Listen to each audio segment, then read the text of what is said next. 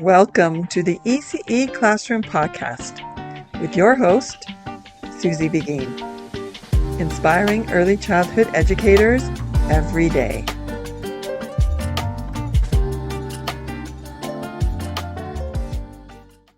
Welcome to the ECE Classroom, the podcast where we dive deep into the world of early childhood education, parenting tips, and creative learning strategies. I'm your host, SusieBeghin, and today I am flying solo. It's just me on the podcast today, and I have a very interesting topic to talk about. Today's episode is all about summer in daycare, how to manage routines, help children adjust that are new, and bring a little summer fun into the program. June, as we know, is a very busy time of year for us as daycares because we usually have a lot of change happening. As we approach the end of the school year, we have some children leaving to go on vacation with their families. We have some kids who are graduating from our preschool, and we have other kids who are new and settling into our program for the first time.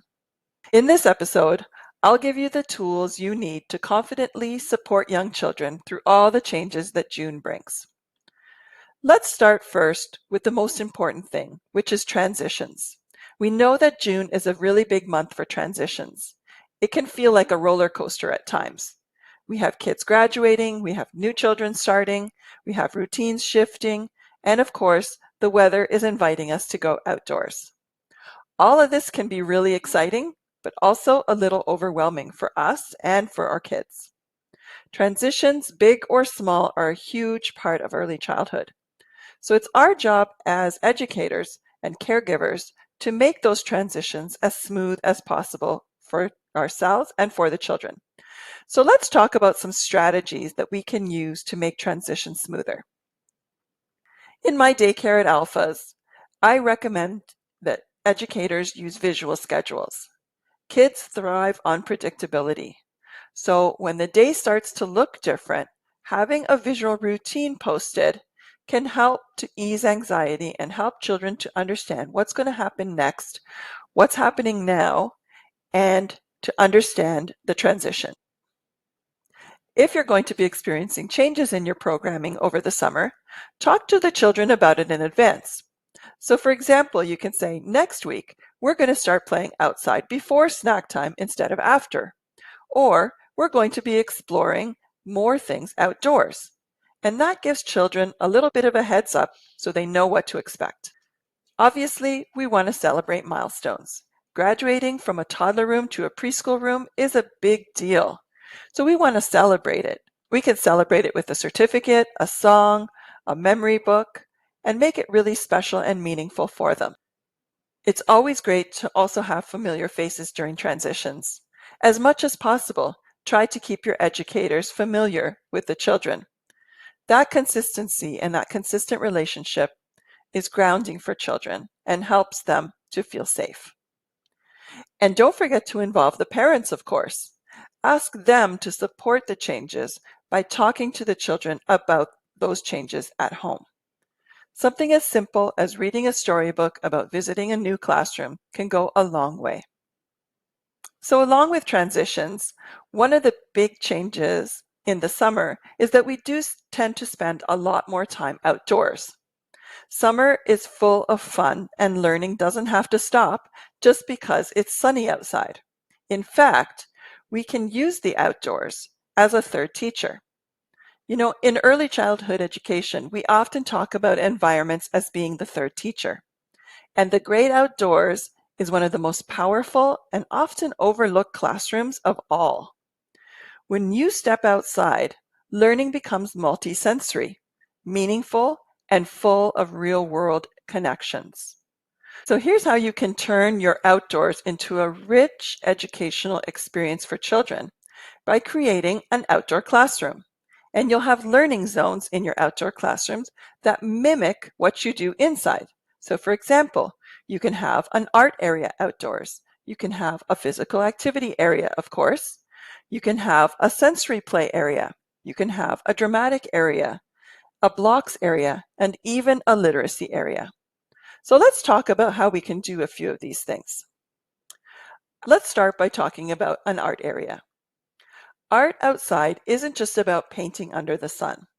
It's about nature itself as the medium. You can set up an outdoor art station with clipboards, natural paintbrushes made from sticks and pine branches and leaves, and washable paints. Or you can create your own paint.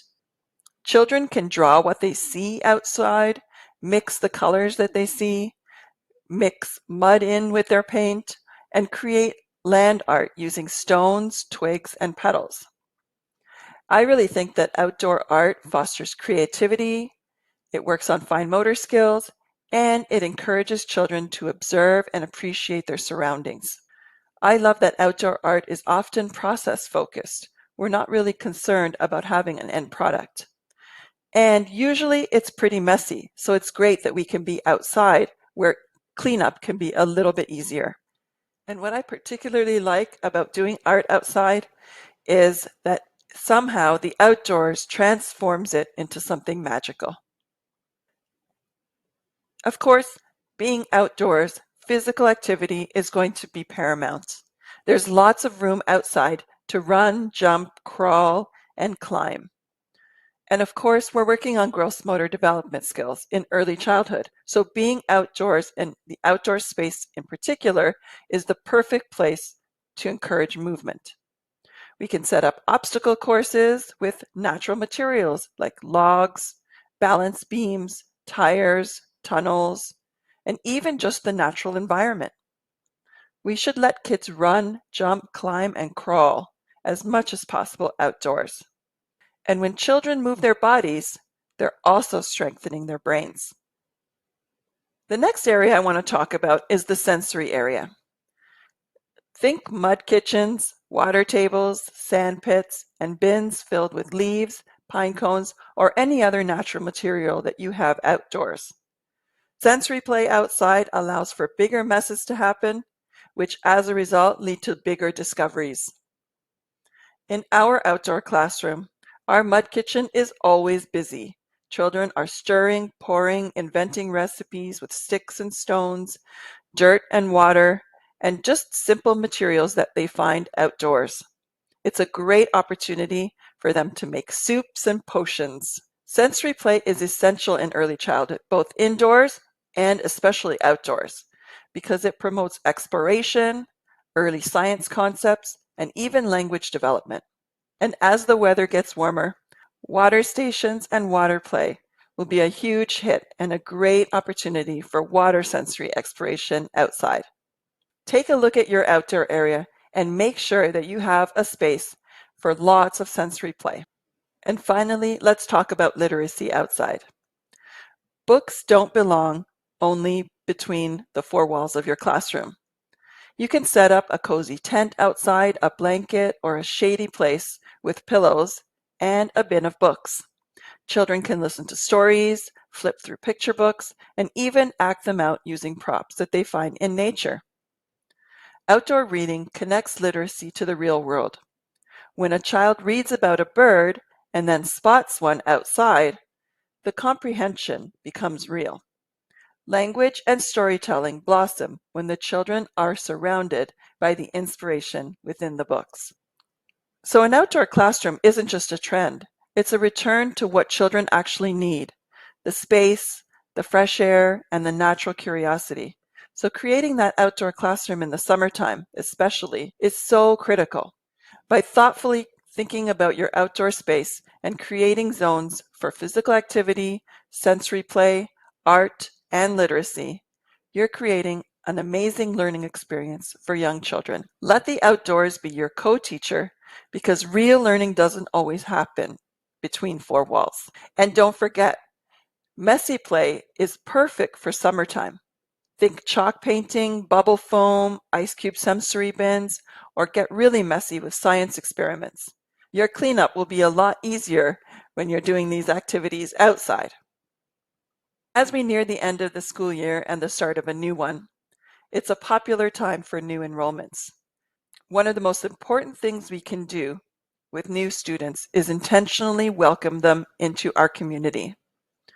Starting a new childcare program is a big deal for kids and parents. It often comes with excitement, but also a lot of nervous energy, especially for first-time parents. Here's a few ideas to help you to ease that transition and build the trust right from the start. The first thing you want to do is create a very warm first impression. Your first touch point with this family really matters. So greet them with a smile, get down to the child's level, use their name, and really get to know them. Build some connection with them. These small little touches at the very beginning build that connection that's needed for the long term. I like to recommend a gentle transition. Give children the opportunity to slowly get used to the program. This means that children may come in the beginning for very short periods of time. Maybe the first time they'll be joined by a parent who can stay with them for 30 minutes or so. And then build up the time slowly. So the next day they come for a longer period of time, and the next day even longer, and until they can build up to a full day. The more you allow children to slowly transition and get used to the program, the more successful they will be. I think it's really important in those early days to communicate with families very often. Those first few weeks are crucial for building that trust. So sending photos and updates on your communication apps or emails, or even just simple messages at the end of the day like, Liam had so much fun exploring with the sand today. That can bring a huge peace of mind to a parent. Also, invite parents to ask questions. New families might not know what to ask, so let them know that it's okay to ask any question and create that safe, open environment for them to feel supported and not judged. I think it's also a good idea to have a primary educator assigned to the new student. Assign a specific educator as the primary contact for this child at the very beginning. And it helps with the transitions if this person is available to the child during those difficult times. It's a familiar face in the chaos of a new environment. Even just one consistent, caring relationship can make all the difference. And don't forget siblings and extended family who might be there during drop-offs and pickups. Learn their names, learn about their family, and invite them to be part of the daycare community. And don't forget to celebrate the milestones. Whether it's the first day or the first day with no crying, find those little wins and acknowledge them. It helps both the children and the parents feel seen and supported. So here's something to think about. If you're an educator listening today, what can you do this week to go the extra mile for that new family? And finally, let's talk graduation. The end of the school year wouldn't be the same without preschool graduation. It's one of the most exciting and emotional parts of the year end in daycare. Whether it's preschoolers heading off to kindergarten or toddlers moving up to the next preschool room, it's a time for big feelings. For children, for parents, and honestly, even us educators too. But here's something I always like to remind my team. Graduation isn't just a milestone. It's about celebrating the journey, the growth, the learning, and the confidence that children have built over their years with us. So how can we make graduation meaningful and developmentally appropriate for children? The first thing we want to consider is to keep it child-centered. Young children don't need lots of decorations, big performances, and long speeches. What they want is to feel seen, feel proud, and feel loved.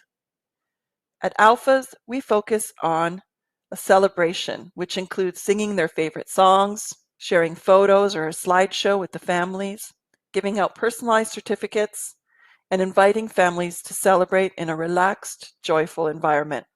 We like to keep it short, sweet, and focused on connection, not perfection. Graduation is the perfect time to reflect on how far children have come. We love to tell stories like, Emma started out and she was so shy and wouldn't talk to anyone, and now she confidently talks during our circle times. These moments remind families of the power of early learning and just how much their child has blossomed over the years. And don't forget that graduation is for parents too. Many of them have been with the daycare since infancy. They've trusted us through diaper changes, tough drop-offs, and first friendships. So take a moment to say thank you to the parents. A heartfelt note or even a goodbye hug can go a long way. We always say, once part of the Alphas family, always part of the Alphas family. And we want our parents to feel that too. June is such a powerful month, and I hope this episode has helped you to give you some insights to help you to manage those difficult transitions, the new routines, helping new children adjust into your program, bringing a little summer fun to your program by creating those outdoor classrooms, and also helping children to graduate and move on. I hope you have a wonderful summer, and until next time, keep learning, keep playing, and keep giving children that best start in life. Thanks for tuning in to the ECE Classroom with SusieBeghin. For more information, you can visit our website at www.SusieBeghin.com. Remember to rate, review, and subscribe to our podcast so you can stay up to date on the latest episodes. Thanks for listening.